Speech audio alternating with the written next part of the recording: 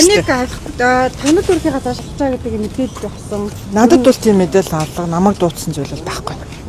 Өнөөдөр удирдах зөвлөл хуралдаж байна. Өсөлтөөр хуралдаж байна. Та бас хуралдаар уу? Маргааш нөгөө баг хурал болох ч байгаатай холбогдуулан өдөр зүйлээр хилцэж байгаа асуудлаа заавал төрүүлж танилцуулдаг.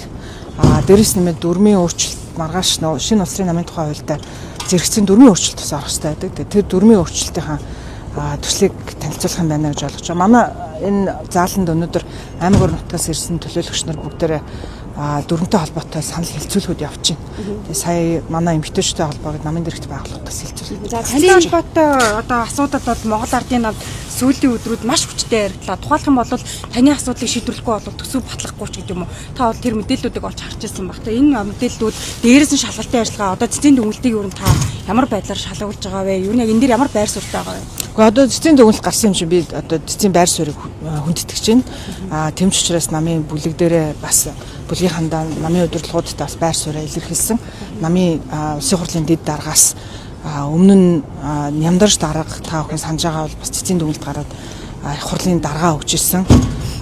Хин баяр цогт гадаадд офшорт хөрөнгө орлогын мэдүүлэгтээ мэдүүлээгүй хэмжээний мөнгөө мартсан гэдэг одоо их хурлын дэд даргаа өгч ирсэн. Тэгээд яг одоо тэр жишгийн дагуу их хурлын дэд даргаасаа даргийнхаа ажлыг өгсөн баг. Танд холбоотой хариуцлага асуудал хоёр янзаар яригдаж байна. Тухайлх юм бол гишүүнт нь хариуцлага тооцох хэрэгтэй.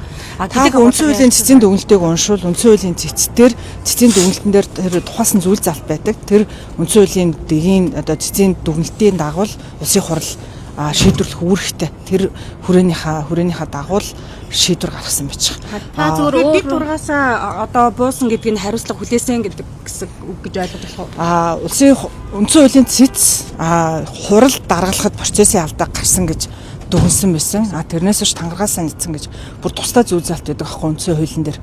Тэрний дагуу шийдвэр гаргаагүй. Тэгэхээр тэр нь гишүүнээс нь татах гэдэг үндэслэл болохгүй гэсэн. Тэр үндсэн хуулийн цэцгийн дүгнэлтийн хүрээнд л улсын хурал арга хэмжээ авах ёстой.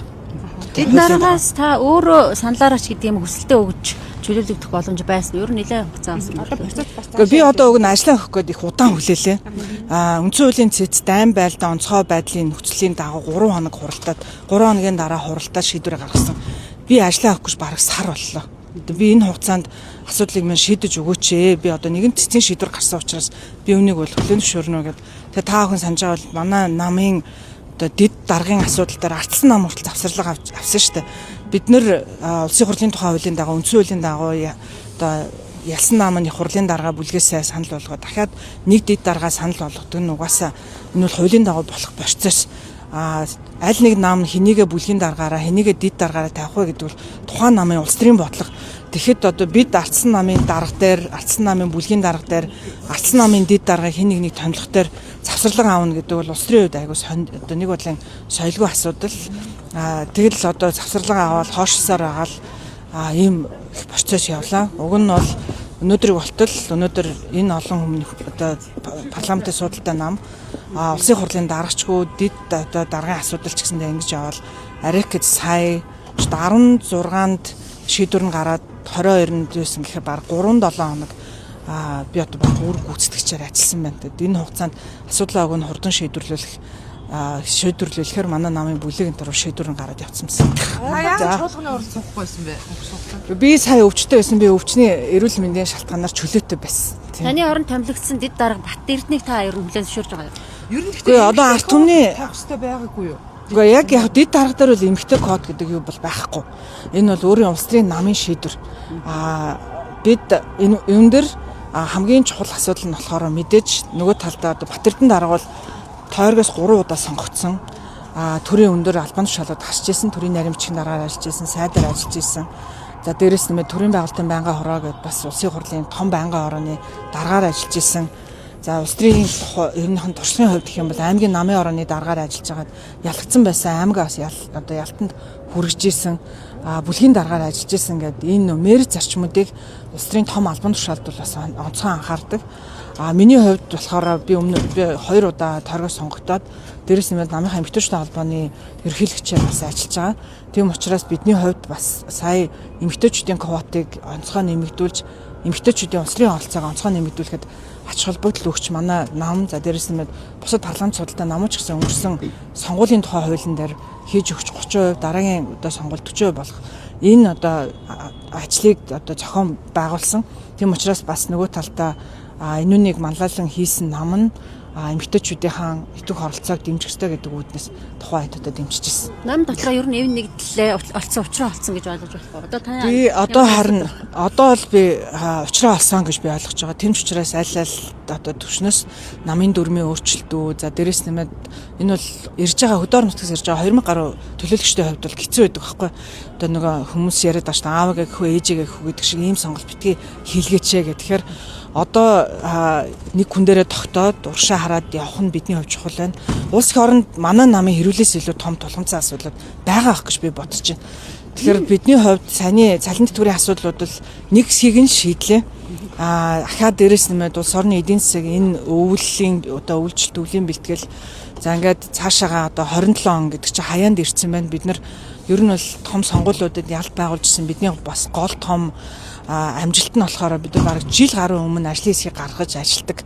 2016 оны сонгуульд бид нар ялт байгуулахад 2015 оны 3 сард манай намын өдөрт зөвлөлөөс ажлын хэсэг гаргаад мөрийн хөтөлбөрөөр боловсруулад орон даяар яваад ажиллаад ингэжсэний үр дүнд бид нар ялт байгуулжсэн. Тэгэхээр одоо ингээл миний харж байгаагаар 2026 он одоо ингээл 3-4 сараас 27 оны сонгуулийн руугаа орох хэвээр. 27 оны 3 сараас 28 оныхаа сонгуул руугаа орох хэвээр. Бид нар энэ ажил дээр ач холбогдол өгч анхаарахгүй бол нэг юм нийгмийн анхаарлыг нөгөө талдаа олон янзын асуудал руу гисээр хагаад чухал олон асуудал одоо хойно орхигдоод байна. Энэ хуваагдлаас үүдэлтэй ганц эмэгтэй удирдлагаараа туг тагчж байгаа юм шиг юм харагдаад байна л да. Та энэ дээр юу юм бэ? Одоо үндсөө би бас өөрөө төрийн одоо хүний хувьд төрийн институтын шийдвэрийг би бас хүндэтгэж байна.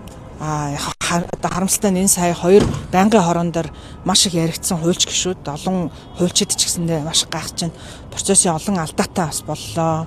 За одоо хүний эрхийн олон зөрчлүүдтэй бас боллоо.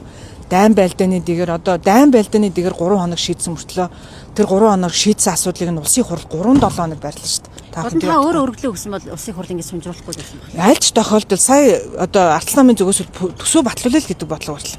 Тэгэхээр нэгэнт нөгөө талдаа энүүнийг хинэж шийдсэн байсан бай тэрүүнийг нэгэнт улсын хурлын дараа амар хэслийн дараа хурал даргалжуулахгүй ийм тохиолдолд пүрэвд оржил хурал даргалсан шүү дээ.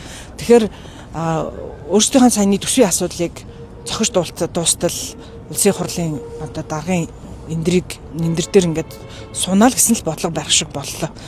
Тэгээд засгийн газрын хөксрүүлэх одоо үеэр стуучлаараа би муухай дэгээр гэж хурал даргалаа гэж хэлээг та хүн санаж байгаа бол та нар өөрснөө тэр үед бас юунд байсан тэр шүнжэнгөө болсон хуралд үүдэнд байсан би бас гарч ирээд хэлжсэн энэ Монголын төрийн хувьд бол тийм айгу хар бараа өдөр байна.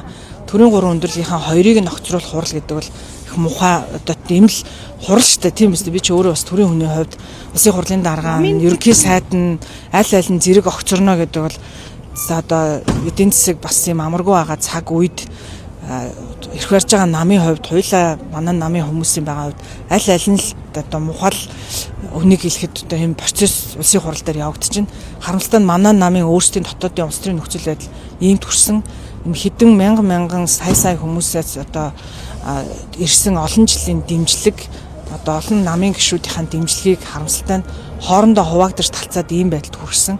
Тэгээ энүүн дээрээ бол бид нар одоо санал өгсөн намын гишүүд дэмжиж ажилласан одоо иргэд сонгогчид энэ бүгдээсээ бол уучлалт хүсэхтэй л гэж бодож байна. Намын нөхөд чинь танаас урвсан ийм мэдээллүүдийг удаа дараа хийсэн тухайл гишүүн Булгамбайгийн одоо ганцаар галтаж хийсэн үйл явдлаач гэдэг юм уу ийм яриануудыг та олж харсан ба.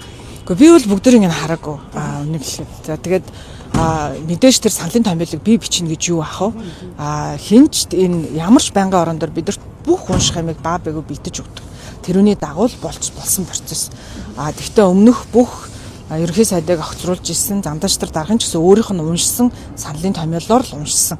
Тэгээ одоо нэгэнт нөхцөл байдал ингээл шийдсэн учраас би бас өмнө нь хэлжсэн хэрвээ би өөр томьёолоор уншаад унтсан байсан бол засгийн газар ахаад тогтворсон байсан бол үндсэн хуулийн цэцээр хатлаган л очих байсан баг. Тэр үед бүр хийх үгүй болох байсан баг. Одоо чинь намын одоо тэгээд би хинд нь одоо гомдно гэхүү хэцүү шүү дээ тийм үстэй. Одоо тэгэл харамсалтай нь улс төр нь л ийм л байсан юм шиг байна. Ямар байсан дээрээ хавар байгаа. Би сайн мэдэхгүй байна. Би одоо тусах нь биш шүү дээ тийм үстэй.